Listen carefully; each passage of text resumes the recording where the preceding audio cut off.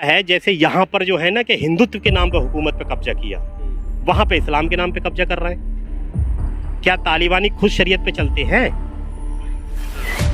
ये भी एक सवाल है कि तालिबानी खुद शरीयत पे चलते हैं कि इस्लाम ये कहता है कि किसी घर में लूट लो किसी को?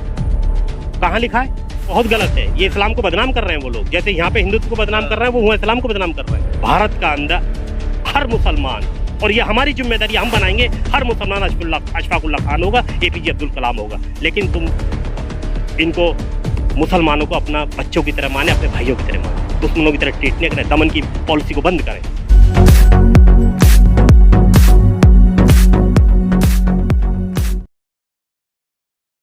इस्लाम में नहीं है क्या बलात्कारी को फांसी की सजा? आज जो इस्लाम की मजाक उड़ा रहे हैं वो क्या कर रहा है?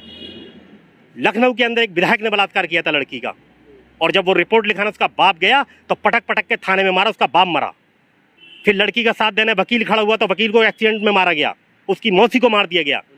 तुम मजाक उड़ाओगे इस्लाम के कानून की? इस्लाम का कानून समझो तो हमसे बात करो। खुद बैठ जाते हैं कौवे की तरह डिबेट में लड़ने के लिए। अफगानिस्तान में जो है तालिबानी कब्जा हो गया है, वो भी वहाँ पर इस्लामिक शरिया कानून के तहत चलाना चाहते हैं। क्या कैसे? देखिए, ऐसा है जैसे यहाँ पर जो है ना कि हिंदुत्व के नाम पे हुकूमत पे कब्जा किया, वहां पे इस्लाम के नाम पे कब्जा कर रहे हैं। क्या तालिबानी खुद शरीयत पे चलते हैं? ये भी एक सवाल है कि तालिबानी खुद शरीयत पे चलते हैं कि इस्लाम ये कहता है कि किसी घर में लूट लो किसी को? कहाँ लिखा है? जो वहां पे सुनने में आता है कि घरों के अंदर घुस घुस के और तलाशी ली जा रही है, कहाँ इस्लाम ने कहा? ये कौन से इस्लाम के महापुरुष ने कराए? हजरत फारूक आजम, सबसे बड़े हमारे बादशाह गुजरे हैं, उनका आलम ये था कि उनकी बीवी ने किसी खरीदार के लिए मुश्क बेच दिया, जो था मतलब तमाम जनता का, जैसे हमारे खजाने जमा होते हैं ऐसी खजाना था। तो मुश्क इतर बेचा, और इतर बेचने के बाद उनके हाथ पे लग गया तोलने में, और उन्होंने अपने कपड़े पे लगा लिया, ऐसे करके लग गया वो, जब हाथ था तो लगा लिया। तो फारूक आजम ने कहा कि तुम्हारे इसमें खुशबू कहाँ से आ रही है? बोले हुजूर ऐसे ऐसे कोई औरतें इत्र खरीदने आई थी और मैंने उसको हाथ पे लग गया और वो मैंने ऐसे लगा ली। बोले लाओ ये कपड़ा, तुम्हें लगाने का ये अधिकार नहीं है, जनता का है। और उन्होंने अपने हाथ से धोया, इतना मल मल के धोया जब तक कि खुशबू निकल गई। तो ये बादशाह का तरीका है। तालिबान सीखे जरा इनसे। अगर इस्लाम के नाम पे करे इस्लाम के नाम पर। हम तो चाहते हैं कर तू दिखा के सैंपल क्या है इस्लाम का, लेकिन खुद भी तो इस्लाम का फॉलोवर बनन। अभी की स्थिति को अभी इस्लाम के अंदर जो है बड़े बड़े गुनहगारों को माफ करने का वो है फलसफा दी गई। अगर चोर है, उसने चोरी किस कंडीशन में की है, ये भी एक सवाल है। बच्चे भूखे मर रहे हैं, अगर उसने चोरी की है तो फिर अलग मसला होगा, तो वो दिखाए दुनिया को। ऐसे नहीं कि किसी को हर तरफ से मार दे। ये इस्लाम की, तालिबान ने अगर इस्लाम के नाम पे किया तो वो भारत की तरह बिल्कुल है जैसे इन्होंने हिंदुत्व के नाम पर किया है और देश के तमाम बेच रहे हैं। ये तो लोकतंत्र तरीके से चुने गए हैं। लोकतंत्र तालिबान को इससे कैसे जोड़ सकते? ये लोकतंत्र का तरीका नहीं है, ये तरीका नहीं है। EVM में बेईमानी कर करके चुने गए, हिंदुत्व के नाम पर चुने गए। बाबरी मस्जिद शहीद हुई है, उसके बाद जनता ने इनको वोट दिया है। हाँ, ये जनता की गलती है कि जनता इनको विकास के नाम पे वोट न देके हिंदुत्व के नाम पे वोट देती है। तो चुने तो गए हैं ना लोग, अधिकतर आबादी नहीं। तो ये हिंदुत्व के नाम पर चुने गए और तालिबान इस्लाम के नाम पर जब कब्जा कर रहा है। चुना नहीं गया है ना, फर्क है। नहीं, कब्जा तो गलत है, इस तरह कब्जा किया है, लेकिन कब्जा क्या करा? छोड़ के तो भाग गया वो। अब छोड़ के भाग गया तो कोई तो संभालेगा।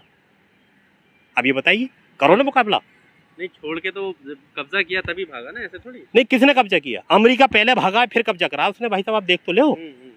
हालांकि मैं जो हूँ इस तरह की परंपरा के खिलाफ। बात से मैं बहुत इत्तेफाक रखता हूँ जो आपने कहा कि भाई वो कल करके तो दिखाए, इस्लामिक तरीके से चला के दिखाए मुल्क को। खुद तो चले, मैं तो ये लोग खुद चले पहले। ठीक है, चल के दिखाए। यानी आप जो जिस तरीके से वो चलाना चाहते हैं आप उनके साथ नहीं है, उसको गलत है। नहीं, ये जो तरीका हो रहा है जनता पे अत्याचार होगा, समझे ना, ये बहुत गलत है। ये इस्लाम को बदनाम कर रहे हैं वो लोग, जैसे यहाँ पे हिंदुत्व को बदनाम कर रहे हैं वो वहाँ इस्लाम को बदनाम कर रहे हैं। मीडिया में, हमारे देश की जो मीडिया है उसमें दिखाया जा रहा है कि हमारे देश में जो है तालिबानी समर्थक बहुत हैं। तो आपको लगता है कि हमारे देश में भी जो है वो तालिबान को समर्थन करने वाले या इस तरीके की स्थिति को देखने वाले लोग हैं शरिया कानून? देखिए, कंडीशन हालात के ऊपर डिपेंड होती है। यहाँ पे जब मुगल बादशाह थे तो यहाँ के बड़े बड़े विद्वान अंग्रेजों की गोद में बैठे जाके राजा राम मोहन राय जैसे कि यहाँ पे कोई आ जाए मुसलमानों से हमें बचा ले। रियल बता रहा हूँ। अब यहाँ पे रोज मुसलमान को भीख मांगने जा रहा है तो मारा जा रहा है, बेचने जा रहा है तो मारा जा रहा है, खरीदने जा रहा है तो मारा जा रहा है। तो अब जो कौम पिटेगी क्या करेगी? वो क्या करेगी? वो कानून का सहारा लेगी। कानून सहारा दे रहा है। हमारे रसूल की शान में गुस्ताखी की गई कल परसों, क्या किया उसके साथ? ठीक है, बताइए। अगर मैं यही कह रहा हूँ, ये ढंग से देश को चलाएं, भारत का अंदर हर मुसलमान और ये हमारी जिम्मेदारी, हम बनाएंगे। हर मुसलमान अशफाकुल्ला खान होगा, APJ अब्दुल कलाम होगा। लेकिन तुम इनको मुसलमानों को अपना बच्चों की तरह माने, अपने भाइयों की तरह माने, दुश्मनों की तरह ट्रीट नहीं करें, दमन की पॉलिसी को बंद करें। तो खुद कहते हैं सबका कौन विश्वास कह रहा है? जीतने के साथ क्या सबके करके साथ दिखाया? चल रहे नहीं, क्या करके दिखाया? हैं। कहा करके क्या दिखाया? अभी चूड़ी वाले के साथ मारपीट हुई है बुरी तरह, उल्टा उसी पे 17 धाराएं लगा दी। ये क्या है तरीका? ये तरीका है? और उन लोगों के खिलाफ भी तो धाराएं किनकी? लगी हैं। उनके धाराएं सिर्फ उनके खिलाफ लगनी और NSA की धारा लगती, क्योंकि मॉब लिंचिंग जो है एक बहुत भयानक मसला बन चुका है। यहाँ के 4 अखबारों में खबर होती है और ब्रिटेन के और अमेरिका के टोटल अखबारों की हेडलाइन बनती है वो। आप समझ रहे भारत की कितनी बदनामी हो रही है? जब से ये मॉब लिंच की घटनाएं हुई है, भारत के अंदर लोगों ने आना बंद कर दिया। उठा के देखो रिकॉर्ड, कितने लोग आ रहे हैं यहाँ पे। आपको ये रिकॉर्ड कहाँ से मिला? मैं खुद भाई साहब, मैं क्वालिफाइड आदमी हूँ, मैं ऐसा नहीं हूँ कि मैं समाज सेवक हूँ, मेरे ट्रस्ट है, NGO है, फेडरेशन है मेरी, मैं सब जानता हूँ। ये मैं खुद अमेरिकन अपने लैपटॉप में देखता हूँ, वहाँ के हेडलाइन बनती है वहाँ की खबरें, ये सब। तो ये भारत को एक बदनाम हो रहा है। भारत, मोदी जी को ये समझना चाहिए और समझने बहुत लेट होगी, क्योंकि अब उनके भक्तों ने भी उनसे पल्ला झाड़ रहे हैं। जो देश की कोरोना काल में हाल हुआ है, जो तमाम बैंकें लूट रही हैं और बैंकें लूट भी रही हैं और लूट भी रही हैं। मेरे क्रेडिट कार्ड पे मैंने 1 रुपए की चीज़ नहीं खरीदी है और 9,000 रुपये भर चुका हूँ और 7,000 रुपये बाकी है और 1 रुपए की चीज़ नहीं भरी। आज से 2 साल पहले मैंने बिल्कुल उससे कहा था भाई मुझे ये बंद करना है, और बंद करने के बाद तमाम बिल जमा कर दिया। उसके बाद का 450 और जमा कर दो, वो भी जमा कर दिया। उसके बाद 9,000 रुपये का बिल अभी मौजूद है। इस तक कितने लुट रहे होंगे? देश को, बैंकों को लूट रहे की मोदी जी ने छूट दे रखी है। क्या ये मुसलमान लूट रहा है? सिर्फ हिंदू नहीं लूट रहा, सब लूट रहे हैं। बैंकें तबाह हो गई, नौकरियां आज जो कल तक हालत थी, जो 80-80 हज़ार रुपये के जिनको पैकेज सैलरी मिल रही थी मंथली, आज वो बेचारे 20-20 हज़ार की नौकरी करने को मजबूर है। क्या हाल हो गया देश का, बताइए आप। कर लो धर्म की राजनीति। अगर ये भारत का जो संविधान बनाया है कि राजनीति धर्म की नहीं होगी, विकास के नाम पर करो, सेकुलर राष्ट्र है, तो आप उस पर काम क्यों नहीं करते? सेकुलर राष्ट्र का मतलब ये नहीं है कि धर्म का अपमान करना है।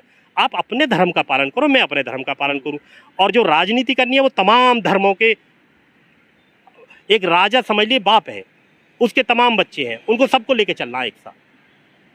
आप ये जो दमन की राजनीति करें, आप दमन कर भी नहीं सकते। 40 करोड़ मुसलमान का, 40-45 करोड़ मुसलमान है, कितना दमन कर लोगे? क्या कर लोगे आप? कितने मार दोगे आप? बल्कि आप तो उनको, और ये जुल्म जब से करा मुसलमान कौम जाग रही है। IAS IPS में देखो मुसलमान अब बड़े हैं। तो आप जो है इस तरह के अत्याचार बंद करें, छोटा भाई समझें। कौम मुस्लिम जो है इसका देश के विकास में बहुत बड़ा योगदान है और बहुत बड़ा योगदान देगी।